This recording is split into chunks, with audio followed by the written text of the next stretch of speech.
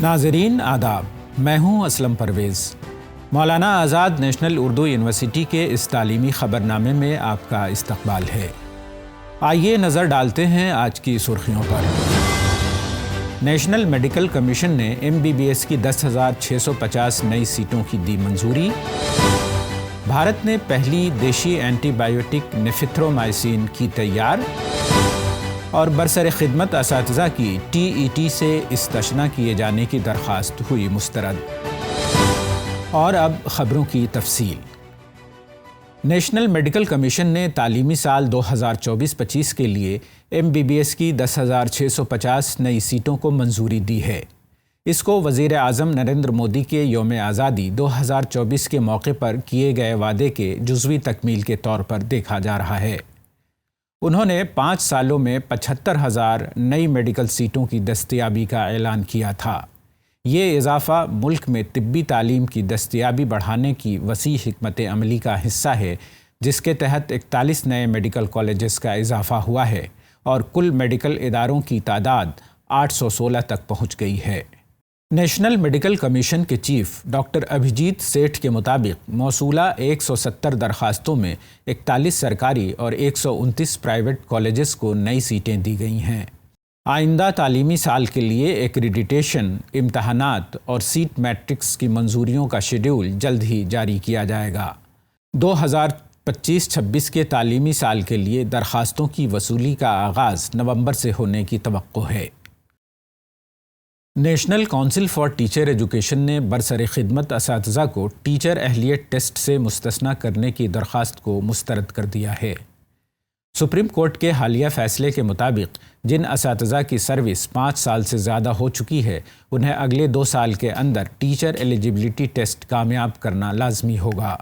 2017 کی پارلیمانی قرارداد کے مطابق اس فیصلے کو پہلے سے مقرر شدہ اساتذہ پر لاگو نہ کرنے کی درخواست کی گئی تھی، تاہم سپریم کورٹ کے فیصلے کے پیش نظر national council for teacher education نے اس درخواست کو مسترد کر دیا ہے۔ بھارت نے طبی میدان میں ایک تاریخی کامیابی حاصل کرتے ہوئے اپنی پہلی مکمل دیشی اینٹی بایوٹک نیفیتھرومائسین تیار کر لی ہے۔ اس کا اعلان مرکزی وزیر سائنس و ٹیکنالوجی ڈاکٹر جتیندر سنگھ نے نئی دہلی میں ایک ورکشاپ کے دوران کیا۔ یہ دوا خاص طور پر سانس کی بیماریوں اور اینٹی بایوٹک مزاحم انفیکشنز کے علاج کے لیے تیار کی گئی ہے، جو کینسر اور ذیابیطس کے مریضوں کے لیے خطرناک ثابت ہوتے ہیں۔ ڈاکٹر سنگھ نے کہا کہ یہ پیش رفت آتم نربھر بھارت مشن کے سمت ایک بڑا قدم ہے۔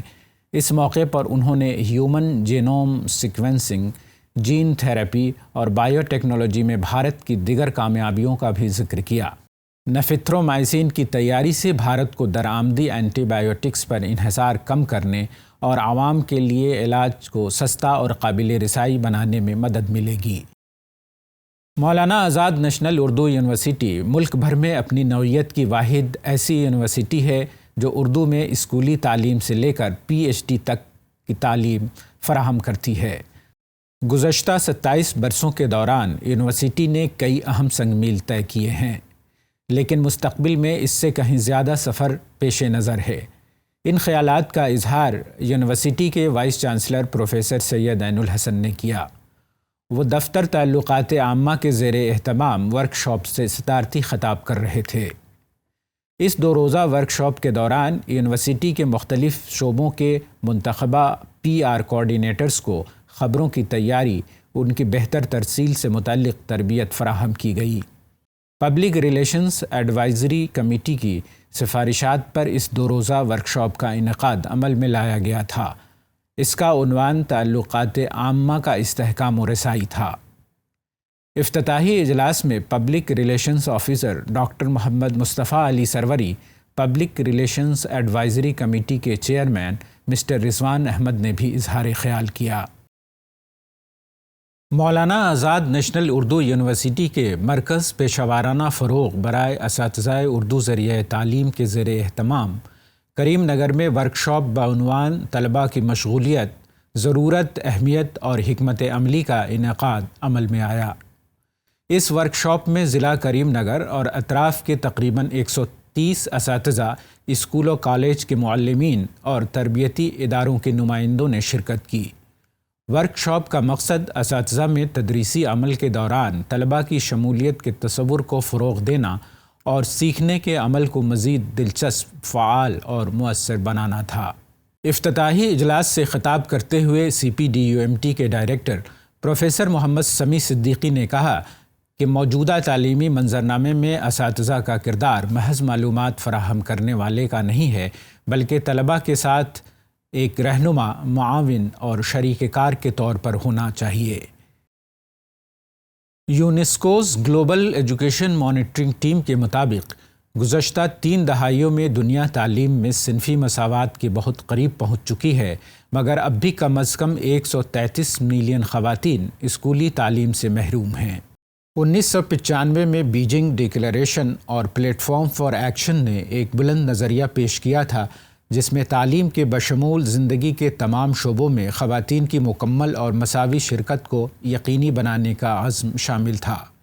3 دہائیوں کے بعد اگرچہ تعلیم کے شعبے میں نمایاں پیش رفت ہوئی ہے، لیکن یونیسکو کے تازہ ترین اعداد و شمار اس بات کا اندیا دیتے ہیں کہ یہ سفر ابھی بھی ادھورا ہے۔ تربیتی تعلیم میں خواتین کے داخلے کی تعداد 3 گنا بڑھ کر 41 ملین سے 139 ملین ہو چکی ہے، جو رکاوٹوں کے خاتمے اور مواقع کے فروغ کے لیے کی گئی اجتماعی کوششوں کا نتیجہ ہے۔ تاہم آج بھی 133 ملین لڑکیاں تعلیم سے محروم ہیں۔ مولانا آزاد نیشنل اردو یونیورسٹی کی PhD اسکالر محترمہ جویریہ ارم نے عالمی شہرت یافتہ open access journal scientific reports میں 2 اہم تحقیقی مقالے شائع کیے ہیں۔ ایک مقالہ 20 اکتوبر 2025 کو شائع ہوا، جس میں کبوتر کے انڈوں کے خول کی ساختی اور کرسٹل خصوصیات کو حیاتیاتی ماڈل کے طور پر پیش کیا گیا ہے، جبکہ دوسرا مقالہ 9 اکتوبر 2025 کو حیدرآباد یونیورسٹی کے اشتراک سے انڈوں کے خول کی موٹائی اور برقی خواص کے تجزیے پر مبنی ہے۔ یہ تحقیق پروفیسر علیم باشا کی نگرانی اور ڈاکٹر کلیم جلیلی اور پروفیسر رفیق ابوالتراب کے تعاون سے کی گئی ہے۔ یونیورسٹی کے وائس چانسلر پروفیسر سید عین الحسن نے اس کامیابی کو سراہتے ہوئے ریسرچ اسکالر جویریہ ارم کو مبارکباد پیش کی ہے۔ انڈین اسپیس ریسرچ آرگنائزیشن نے مختلف عہدوں پر 100 سے زائد اسامیوں کے لیے درخواستیں طلب کی ہیں۔ اہم عہدوں میں سائنسدان، انجینئر، ٹیکنیشینز، نرس اور لائبریری اسسٹنٹ شامل ہیں۔ یہ نوجوان انجینئروں اور سائنسدانوں کے لیے بھارت کے خلائی مشن کا حصہ بننے کا سنہرا موقع ہے۔ اس میں انتخاب تحریری امتحان اور انٹرویو کی بنیاد پر ہوگا۔ درخواست دہی کی آخری تاریخ 14 نومبر 2025 ہے۔ اہل امیدوار اسرو کی آفیشیل ویب سائٹ کے ذریعے آن لائن درخواست دے سکتے ہیں۔ مزید تفصیلات کے لیے اسرو کی آفیشیل ویب سائٹ ملاحظہ کیا جا سکتا ہے۔ آئیے آخر میں ایک بار پھر نظر ڈالتے ہیں آج کی سرخیوں پر۔ نیشنل میڈیکل کمیشن نے MBBS کی 10,650 نئی سیٹوں کی دی منظوری۔ بھارت نے پہلی دیشی اینٹی بایوٹک نیفیتھرومائسین کی تیار، اور برسر خدمت اساتذہ کی TET سے استثناء کیے جانے کی درخواست ہوئی مسترد۔ آج کی خبروں میں فی الحال اتنا ہی۔ آئندہ بلیٹن میں آپ سے پھر ملاقات ہوگی، تب تک کے لیے دیجیے اجازت۔ آداب۔